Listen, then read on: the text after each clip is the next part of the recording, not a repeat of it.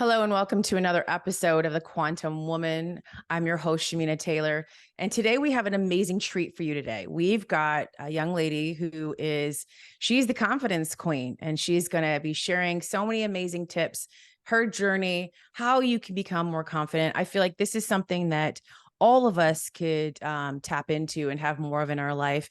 And I'd like to welcome Victoria, the founder of the Confidence Club coaching program, to our show. And welcome, Victoria. Hi, thank you. I'm so excited to chat with you. Yeah, you're huge on TikTok too, aren't you?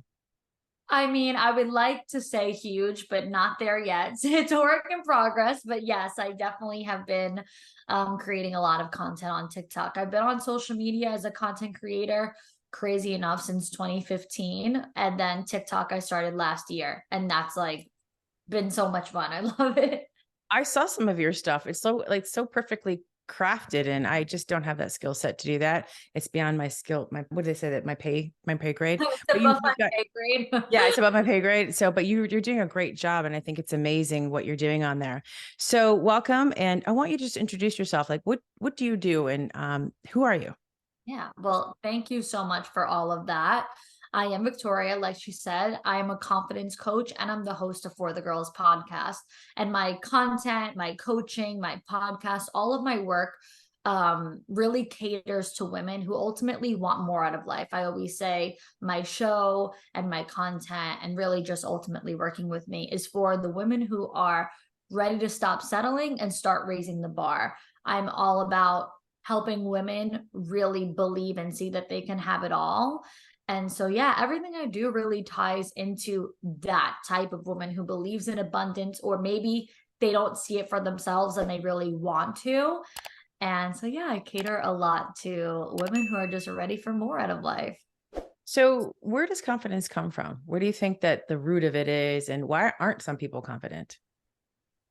Well, everything, of course, is a mindset.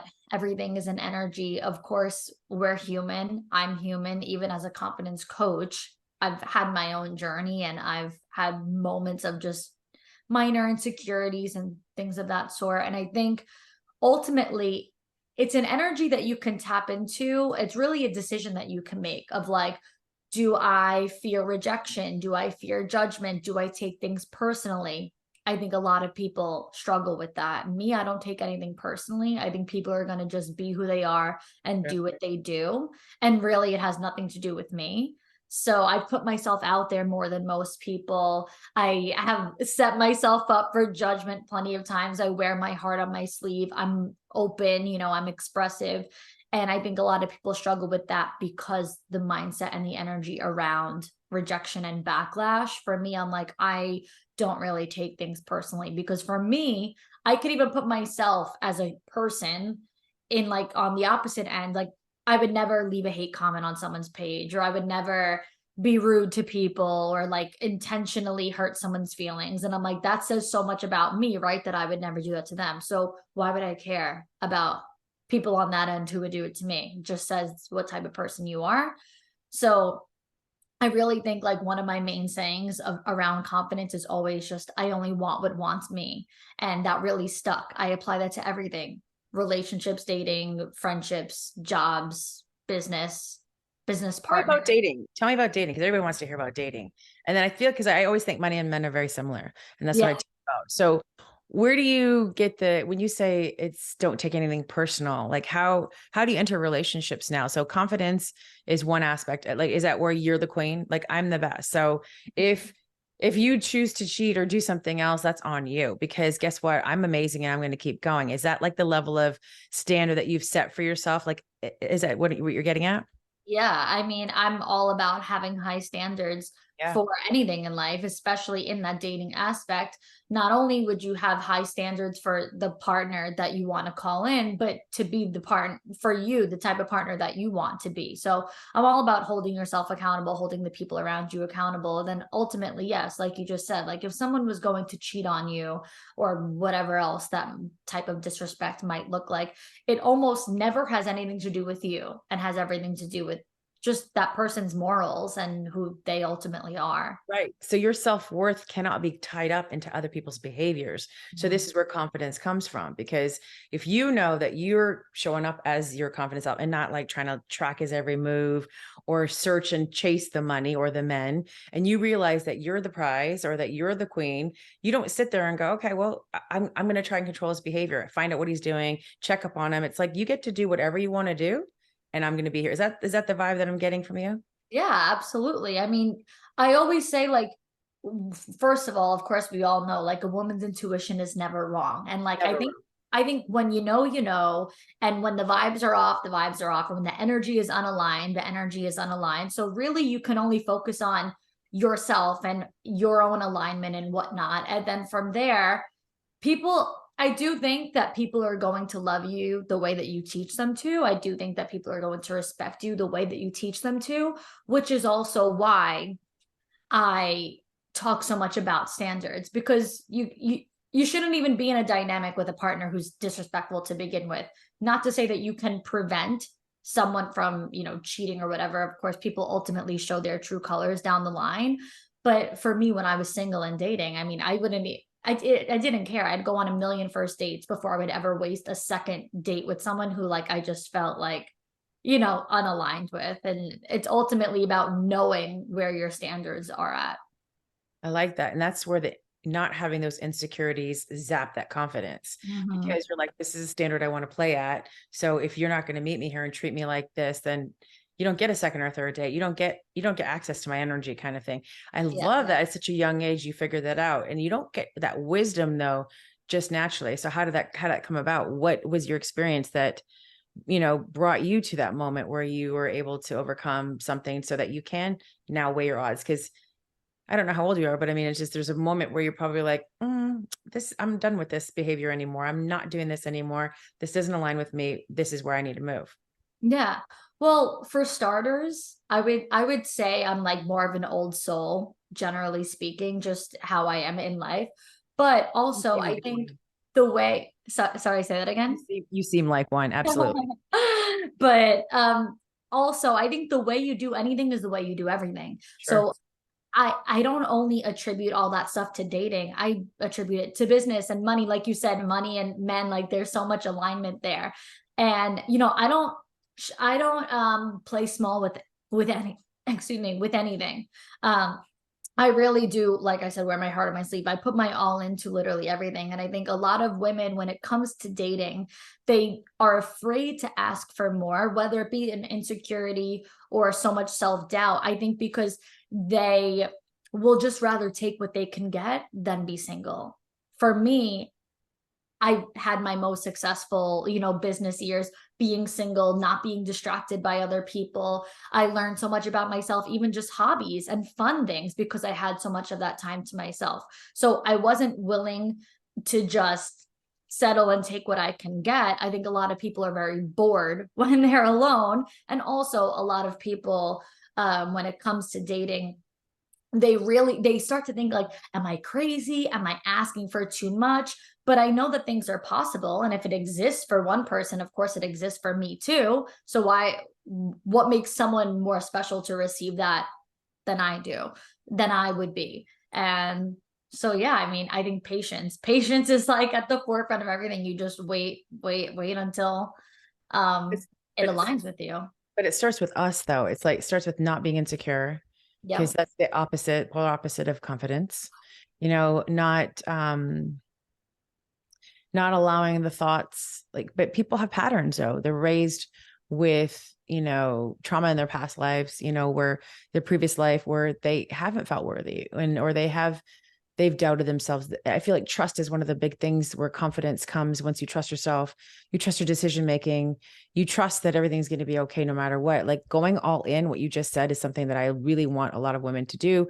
I myself sometimes struggle with it in a relationship, let's say, because I'm careful, because there's past history. But with business and life, if you don't go all in on whatever it is you're doing, then you may miss an opportunity that's there. So having the confidence to enter a situation, knowing that you're going to be okay no matter what, I think is the standard. Is that true?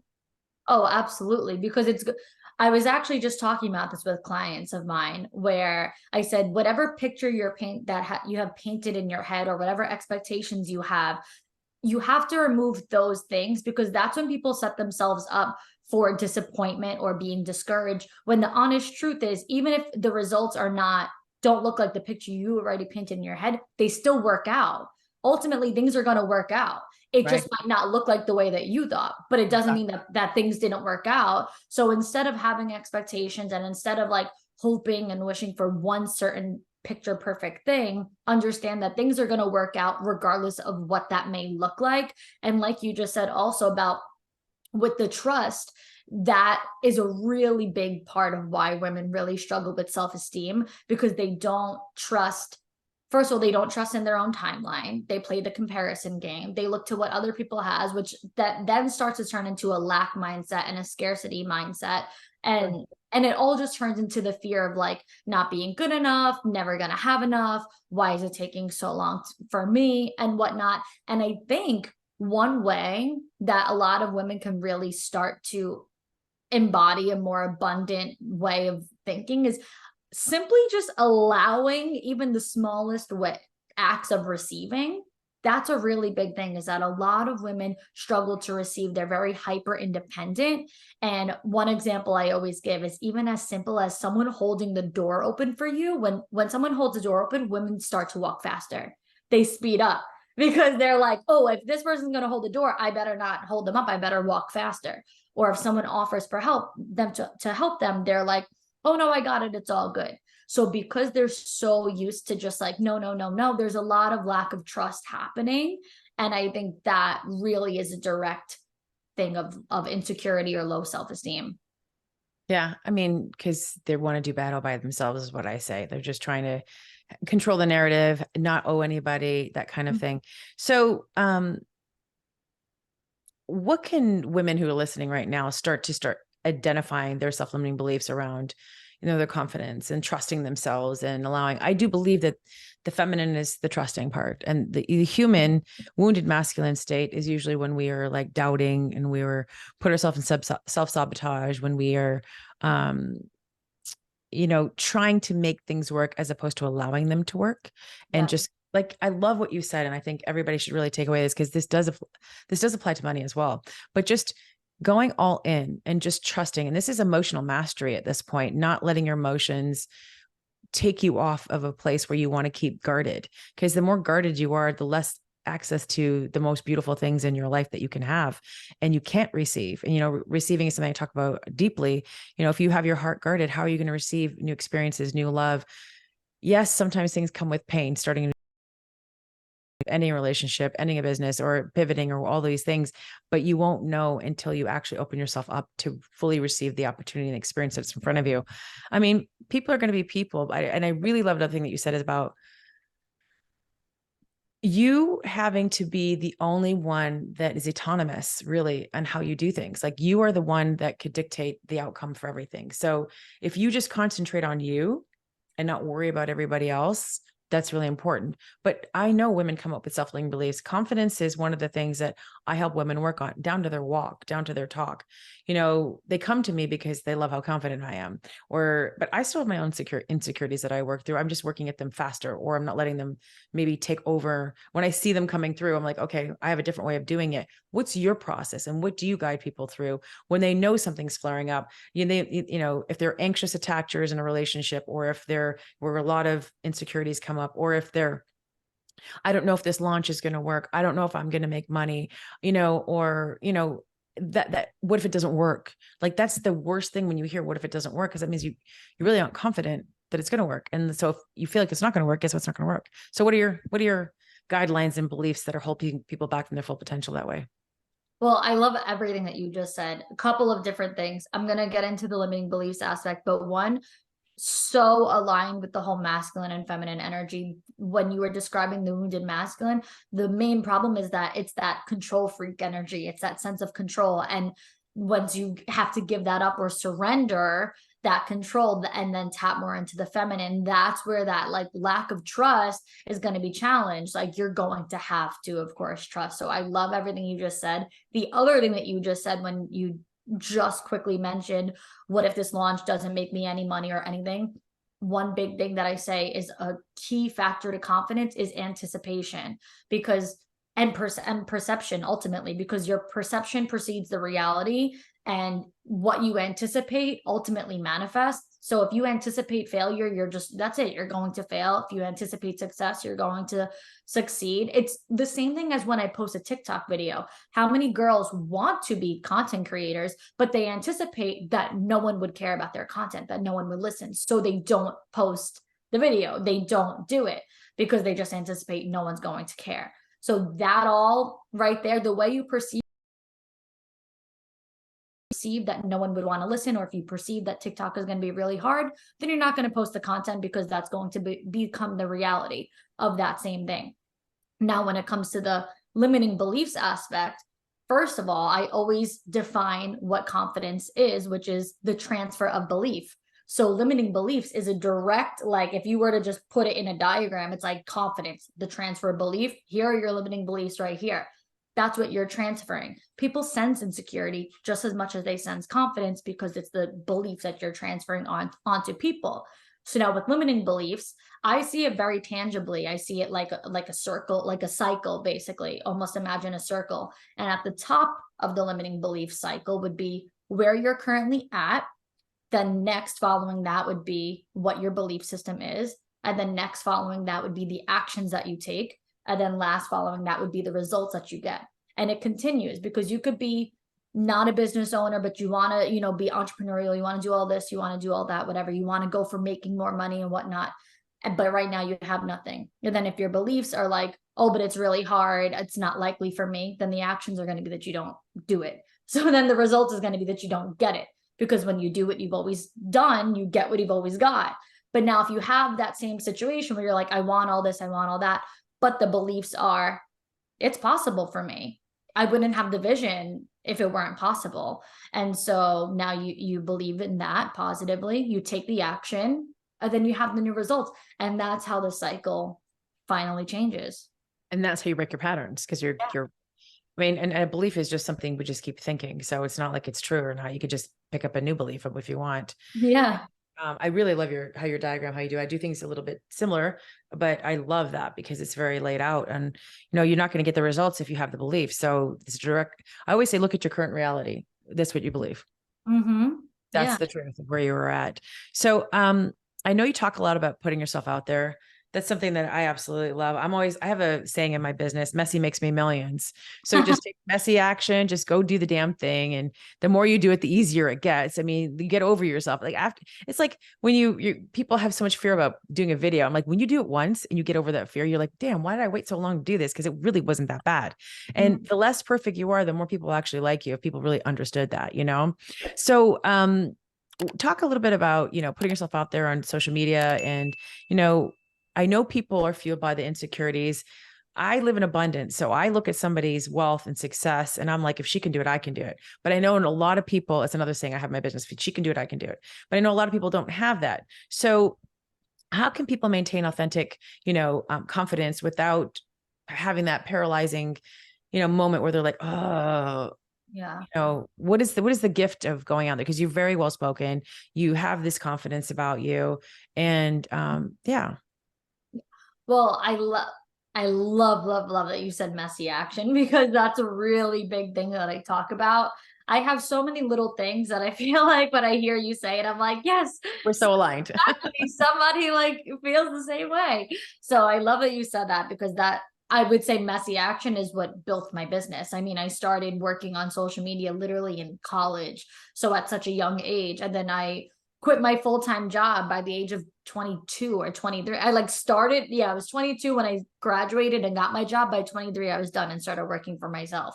But that was literally because Love that. that was because of how much I embarrassed myself and how much I was willing to fail. Yeah, right. Willing to fail. Now at 2018, 2017, and I'm like, oh my God, this is so embarrassing. But honestly, it built a business for me. And I think even then, how I mentioned that quote that I say, I only want what wants me. I think even then, even without having the saying, that's already the motto I was living, and that's what I was believing. Because I think ultimately, a lot of people, they have fears around like even their family not supporting their business or whatever. And I'm like, if Absolutely. you think you're going to build a business, an actual sustainable, full-time, legit career on just like your family and friends supporting you, then you're in for a rude awakening.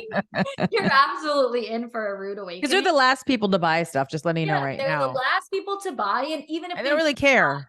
even if they do buy, they only buy to support you on your launch, and they're Yeah. not your consistent customers. So when you have that mindset of like, okay, I got to make sure all of these people buy, or my mom told me it's not going to work out.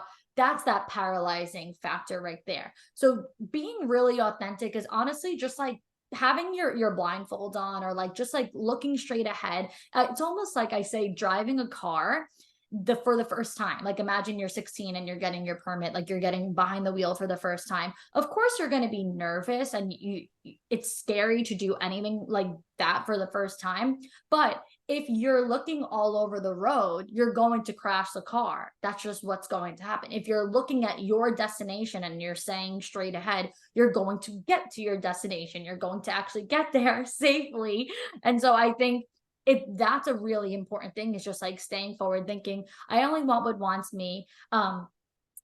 And the other thing too is all about going back to the trust, I think, is about your timeline. Like if you can allow yourself to just have fun, and not to say take the full pressure off, because Yeah. obviously like you need to put a little bit of pressure on to actually get shit done. But if you can just have fun along the way and trust that your timeline is going to work out in your divine timing, and realize like what somebody else has or their timeline, it has nothing to do with me. Like what I'm going to be me always, and what's meant for me will be mine, and it's going to find me how and when and where exactly how it's going to find me. So I think when you can implement that feeling of like, I only want what wants me, I only want what wants me, maybe you're going to go through really low points in the beginning, but when you finally take that messy action and like go for something, you're going to get so much better, so much stronger. You're not going to care what your parents say, what your friends say. You're going to be doing it for you and not for anybody else.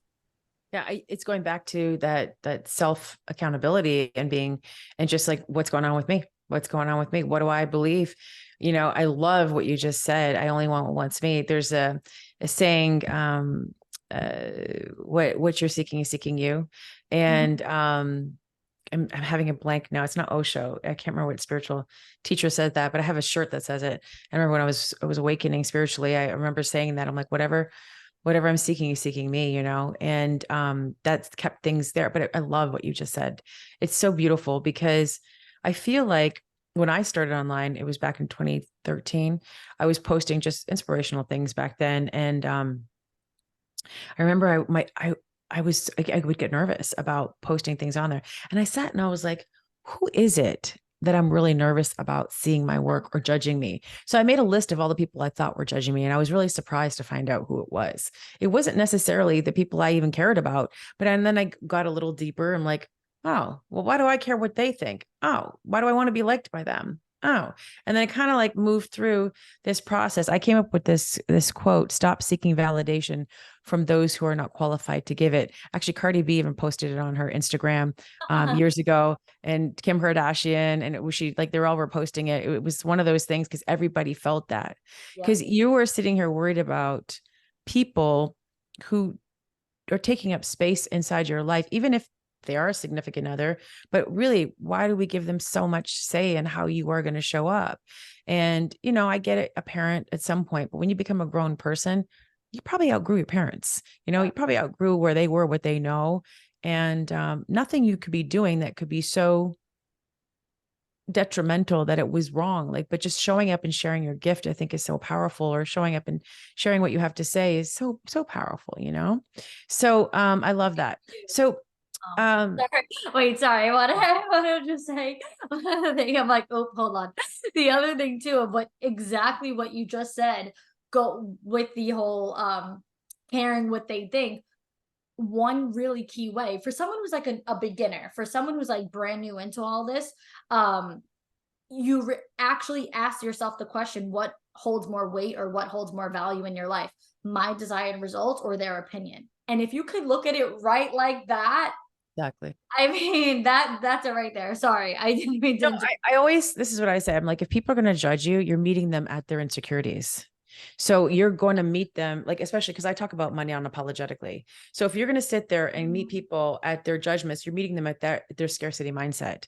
So do you want to meet them where their limiting beliefs are, or do you want to set a new pattern for yourself? So it Yeah. requires having to step up, but having the confidence. I think sometimes people have this debilitating,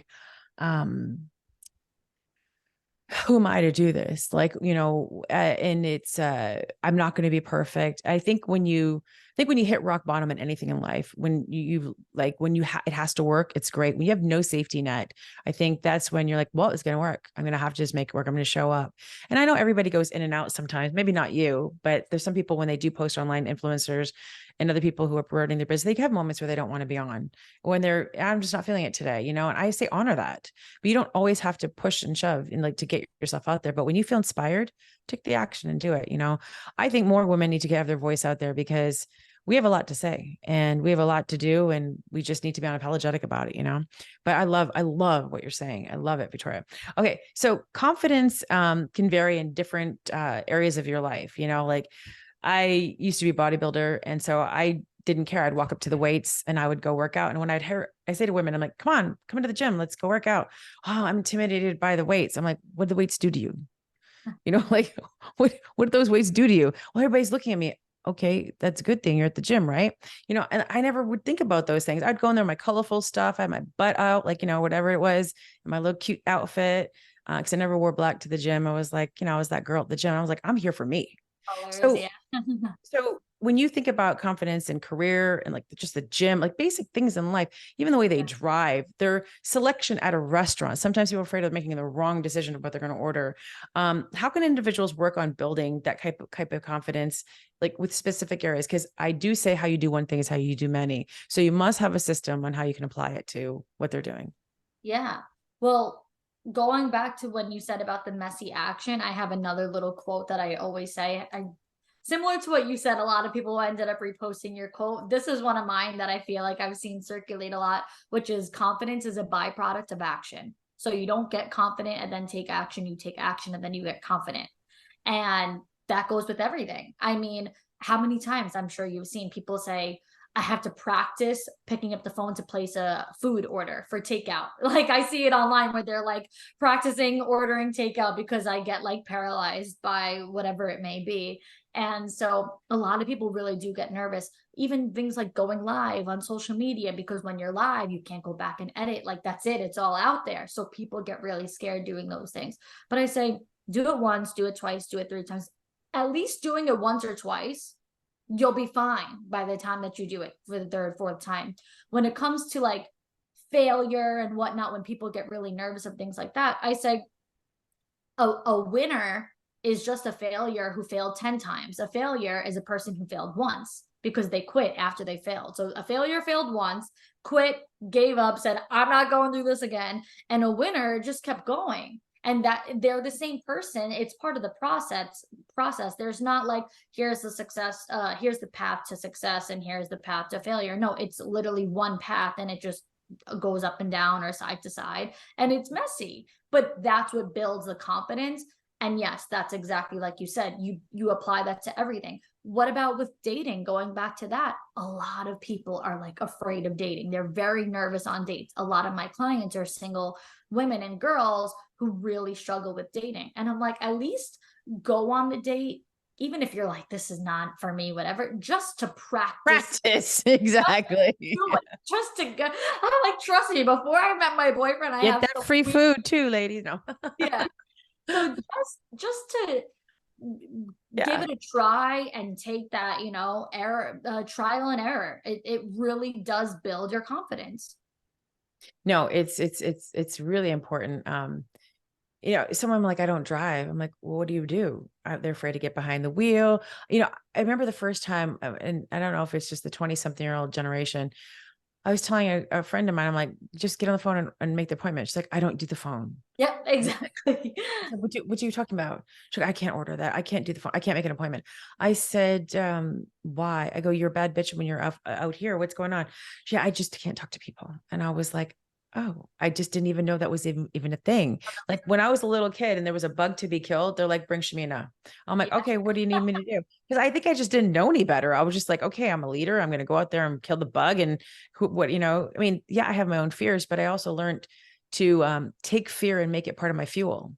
And Mhm. so if I haven't been fueling my fear in a different way, where I haven't been like at least allowing the fear to have a moment, I won't be able to do the things I was doing.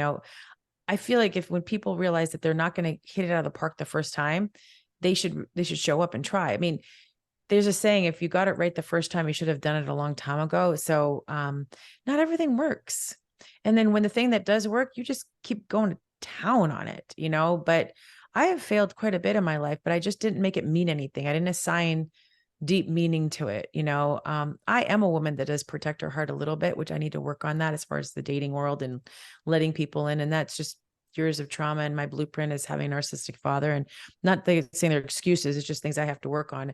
But Yeah. I found being more open to the idea of love, being more open to dating, being more open to men has allowed me to have more confidence and be like, I like that. I don't like that. I like this. I don't like that. You're not going to do that. I'm not going to allow that. And Yeah. just being able to say those things and set a new standard for myself. What about like in I feel like I deal with mostly women who have like very established business, but then I have another program where they're new. And I think one of the things is going live or making videos or putting their offer out there. They have this sense of insecurity, like when people don't comment or they don't buy on it, or they don't bite on it to buy. What do you tell your clients if you ever see them going through, like, how does someone sustain to keep going? Like, I have a method, but I'd love to hear yours, because I think it's really good for listeners to hear this, because I think sometimes the people that just keep showing up, they don't even have all the information. They don't have all the skill sets, but they're not afraid to fail. They're not afraid to keep going. And like, look at JLo. She's not the best singer out there. Okay. And I think she's pretty and amazing, but she can't really sing so good. And she realized that pretty quickly, but that didn't stop her. That didn't stop my In Living Color lady from going out there. There's a lot of women that are like that, that their skill set, she's not Celine Dion or Beyonce or whatever, but she's like, I'm going to sing anyway. And so I feel like you got to be your biggest cheerleader. So how did someone do that? Well, everyone brings something to the table that somebody else doesn't have, which is why I say never to, not to say that you can't get inspired by other people, but you can't ever, no one's going to be successful copying somebody else, because you're ultimately like, you're not showing any sense of value. With J Lo, maybe she's not the best singer, but people love to see her She's perform. amazing. Yeah. Performer. People love to see her perform. And maybe someone like Mariah Carey, who has the best voice, she can't dance. Like, she's not a good performer. Like, I'm not, trust me, I'm not ragging on No, her voice is Mariah enough. Carey. She's got her own thing going on. She's amazing, best vocalist like ever. But somebody might prefer to see J-Lo because they'd rather see a show. They'd rather see a dancer. So maybe one person, maybe two people sell the same product, and one person, sells it in a way where they make that product really part of like their life, and maybe they're a mom, and like it's a different way. Maybe they're like showcasing their everyday life, whereas the other person may be a young girl, single girl, she has a totally different lifestyle. Maybe she's like got that Alex Earl lifestyle, and she's like in the camera. I don't Do you know who that is? I'm not sure. Okay. She's a TikToker. I She's only know because of my children, but yeah, go yeah, on. yeah, yeah. Okay. She's like in the camera, just getting ready, going partying, whatever. And so they My could sell. daughter loves her because she's just so beautiful. I mean, she is beautiful. Yeah, yeah. I mean, she's, of course, and they have a different way. Now, when it comes to, if people are not buying, then obviously what you're doing is not working. So you need to change it and find something that works. It doesn't have to mean you have to change the entire business. You could make it still work with that business, but maybe the way that you're putting it out there, or the way that you're talking about it or promoting it. I mean, for me, when it comes to like money and limiting beliefs around sales and whatnot, of course I've been there, of course I've done that, but I've also known when things are not like aligning. Oh my god, sorry, I'm gonna get that out. I know when things are not aligning for me. You have to really like remove that ego. You have to be willing to say like, okay, this clearly isn't working. Like I've got to make changes.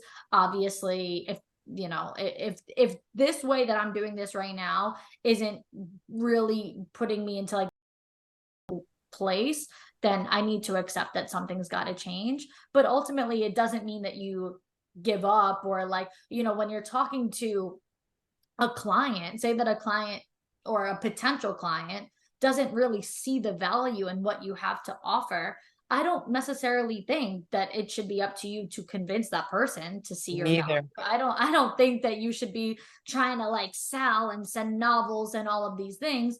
I just think you should let them go on their way and kind of show them what they're missing. Usually then those people see it for themselves. But as far as for the person who's like selling something, I definitely, not everyone's going to be for you. I definitely have talked to countless people who didn't buy my coaching. They didn't want to, you know, whether spend the money or whatever it might be. And I'm like, okay, well then, like I said, I only want me. Obviously, I don't want to work with someone who doesn't want to work with me. So what am I going to do? Sit there and Going back to her core beliefs again. Like it's me. I always say I'm the medicine. So if you want the cure, you can come to me. oh But I my God, mean, you know, but I mean, not everybody wants the medicine. I'm a medicine woman. I got the medicine.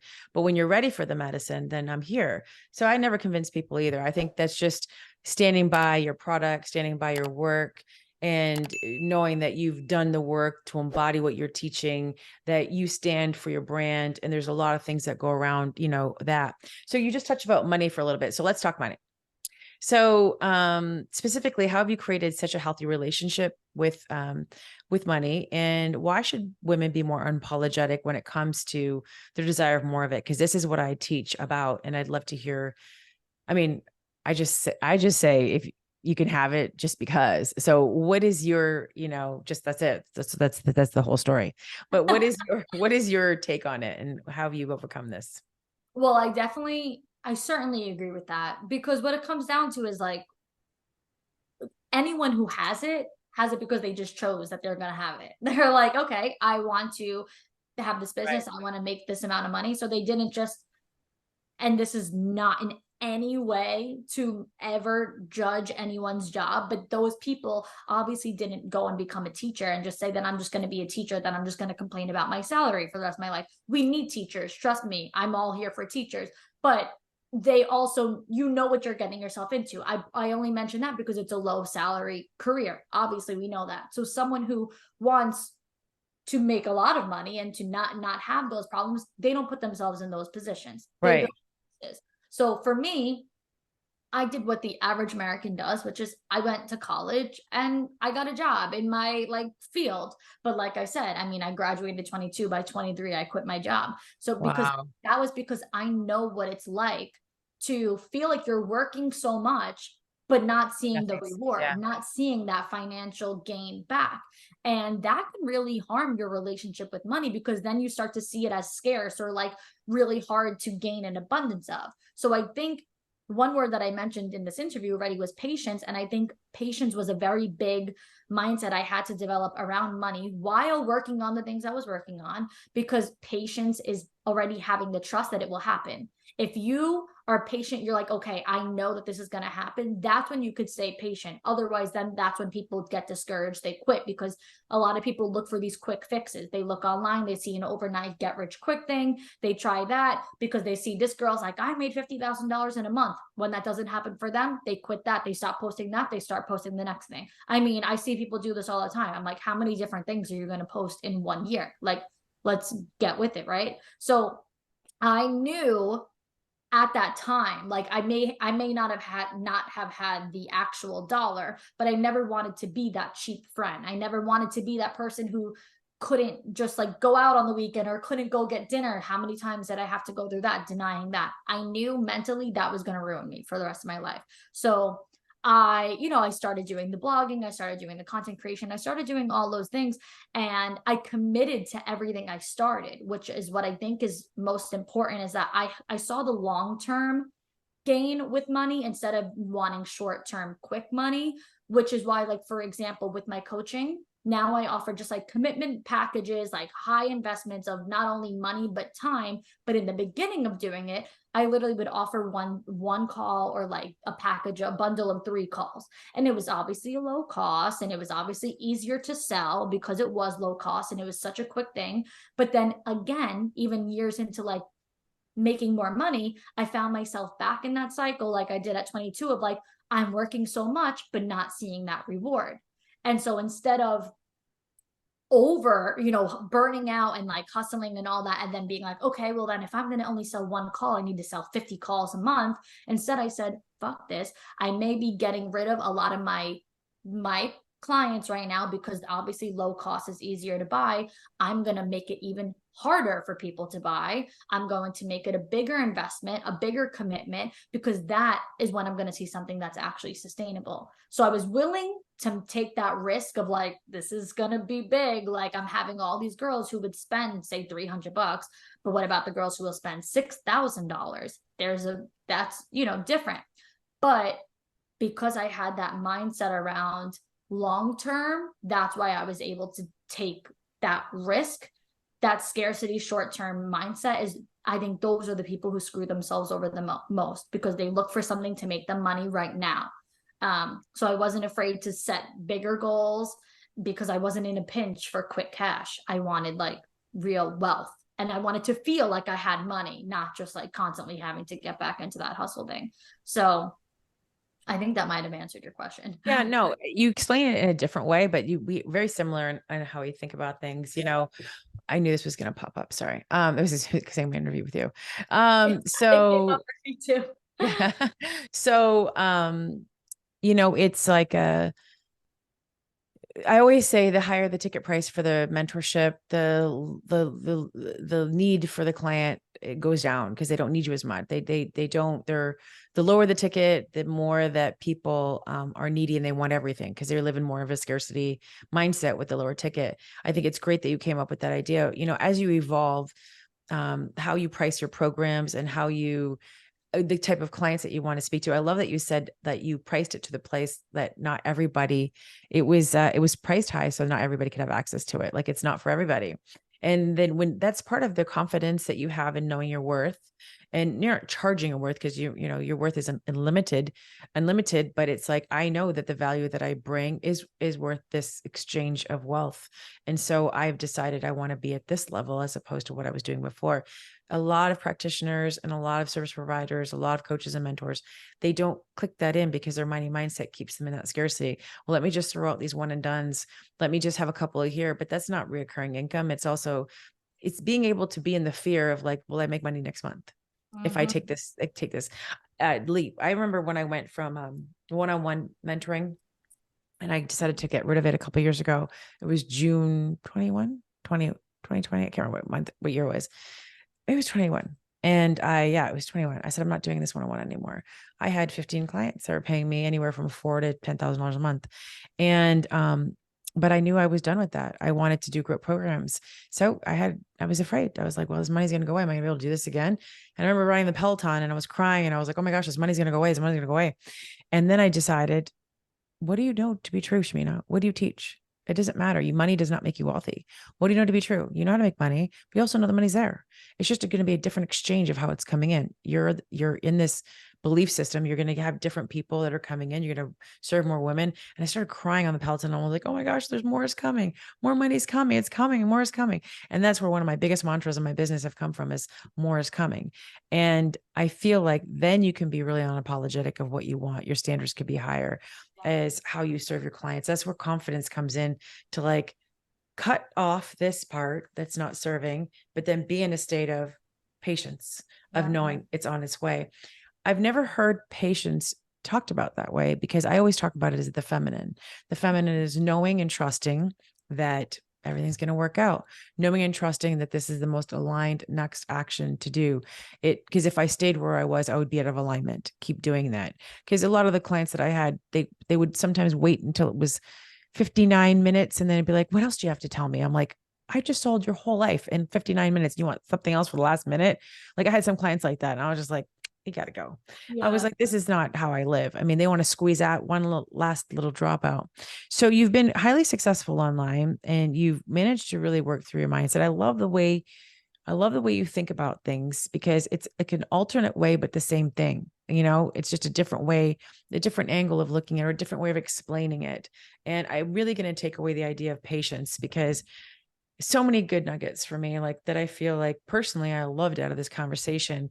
But it really comes back to you, and how you want to cultivate that confidence. What did you say? It's like, if it's for me, I'll have it, or I I only only want what wants me. Is that Yeah. what it is? Yeah. I mean, truthfully, that is such living at like a highest level of standard where you're not trying to convince anybody that to love you. You're not trying to convince a client to hire you. You're not trying to convince anybody of your worth. You're already worthy. And I feel like the worthiness has created the confidence. We have three, and you guys have listened to my podcast for a while. We have three core wounds, unworthiness, abandonment, and betrayal. And a lot of the times we're so worried about those things coming up again because we have a repeated pattern for it. So we do things that sabotage our confidence so that we can protect ourselves from feeling that pain again, because it's so ingrained in our subconscious. It's like a habitual subconscious way of behaving that we don't realize that we're sabotaging our confidence at the same time.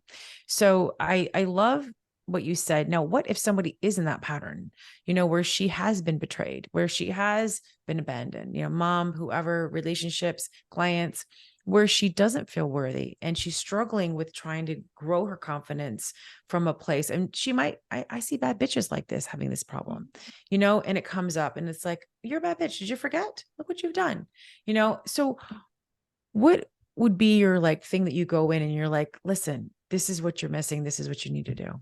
Yeah.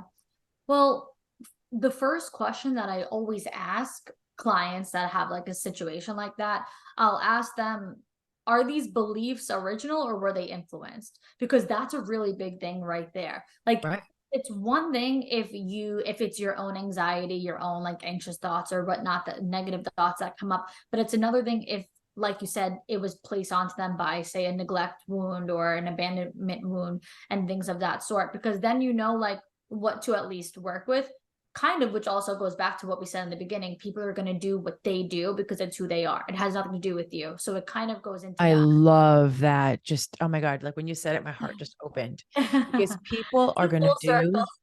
people are going to do what they're going to do. And that's where being reactive or responsive and you being a master of your emotions, people are going to do whatever they're going to do. And it's up to you. Just take that away from this whole thing too. Okay. Keep going. That's Yeah. great. People are going to do what they're going to do. And also, you need to allow people to show you who they are. When people show you their true colors, stop trying to repaint them, stop trying to see them in a different light, take off the rose-colored glasses. I'm really big on seeing things in black and white, not with this blurry gray area that a lot of people see their ex. It's all very gray. They forget like how bad it may actually have been. But Um, he did this. And they justify, but he did this. Yeah, it's And like, but then he got me flowers, and I'm like, but he also cheated on you. So like, exactly. you know, Yeah. And so where do you put your stand? That's a pretty great example because yeah, where do you draw the line? You have to hold a strong boundary with that where you're like, this is a non-negotiable. I don't care if you bought me a diamond ring. You did this. It doesn't take like, so right, what would you say there? right. So that was actually, you took the word out of my mouth, was boundaries. That's where I was gonna go there. I think boundaries will do everything because a lot of people are people pleasers, and that's where a lot of people lose their own self-worth and alignment within, because they don't do what they actually want to do. They do what other people like would want them to do or what would please other people. It also comes down to that like I'm too nice thing, when people like don't know how to be confrontational or they don't know how to speak their mind because they're too nice. And what somebody told me once a while ago was, they said that niceness is an other centered behavior, meaning when someone's like, I'm too nice, they want to be so nice, it's just because they want to be perceived that way. It's not that they actually are so nice, it's just because they're afraid of like someone seeing them that way. But I think having boundaries doesn't make you mean. I think you're not like not a nice person because you said no to something or because you have boundaries. So I think one of the biggest practices is ultimately say what you mean what you say. You have to say no when you mean no and say yes when you mean yes. And like, for example, to take that a step further, if you're on the phone with a friend and that friend is like negative vibe, say that they're just like gossiping, like whatever it may be, and that's so not your vibe, I say, don't tell that friend, oh, I'm so busy, I gotta call you later, or let's talk about this later, because then that because that's a people pleasing energy, because then that friend will just call you at a later date and talk about that same thing with you. Continue to, yeah, right. Yeah. Instead, if you set boundaries and you say, I don't want to talk about this, you're like, you're so negative, like this is killing my vibe, then they're not going to present that to you again. Right.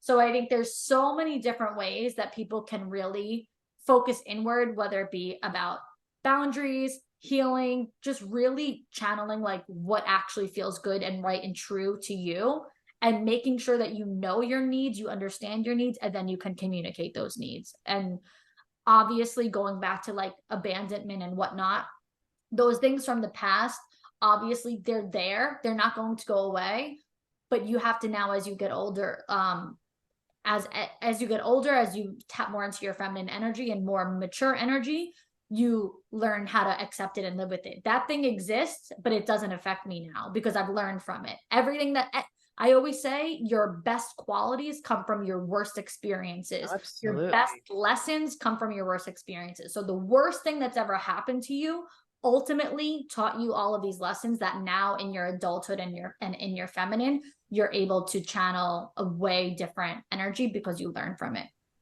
I love that. Oh my gosh, you're so amazing. This has been a powerful hour. I'm just absolutely a powerful hour. And, I wanted to ask one last question, I mean, but I feel like we should wrap it up from there because it was just such a beautiful thing that you left with. But I teach about conviction. And I think once you have conviction and confidence are very much aligned energies. Because when you have conviction, you're like, I know I'm the best at what I do. I'm no amazing at what I do. I know that I can get this result. I know I can do the thing. I know when I say I'm going to do something, I hold my word to myself. That kind of conviction energy is what people want in leaders. They want to be around that. And what would you say the similarities are with conviction and confidence? And, is there a difference in them, or how, conviction is like downright, this is done, it's happening. You have to have severe confidence to have that conviction that it's going to work. And so can you talk about that conviction? What is your explanation on conviction? Well, I like the way that you put it. I think it's more of a matter of fact. Like this is like a matter of fact that this is going to be the result. I'm going to have that success. I think I see confidence or confident energy as like, it's okay if I fail. Like I'm going to just try again. Like conviction is more of like, I'm not going to fail. Like that's not an option. Confidence is like, and so what if I do? Like conviction is like, of course he's gonna like me, of course I'm gonna have an amazing first date and he's gonna want to marry me. And confidence is like, he might not, like, and so what? Like somebody better suited is out there for me. So I think it's more of like accepting that maybe not everything goes according to that picture that I mentioned before, but you remove expectations. Maybe conviction has a little bit more to do with like expectations. I expect this downright fact, and confidence is like, I'm okay either way. I don't Yeah, know if I like that. that makes sense. I think there's strength in both, Yeah. like I think there's strength in both. Like you can say it's going to work no matter what. And if it doesn't work right now, it's okay. But that's the conviction connected to the Yeah. confidence. Do you know what I mean? Like how it's merged together. I mean, I love that. I personally have never really looked at it that way, but I love the way you say it because I think it's a more like matter of fact energy. And Yeah, I'm going to it get what kind I of goes want. with the anticipation that I said Yeah. before, anticipating That's success. That's the energetic frequency of wealth. Like to me, is like, well, I'm going to have it no matter what. I'm going to have whatever Yeah. I want. I don't know when. And the confidence is, well, I just know that I'm going to have it, Yeah. and I'll do whatever it takes not whatever it takes, but I'll be in that energy. It's coming. Yeah. So any last words you want to share with our audience? I think you just were just amazing, by the way.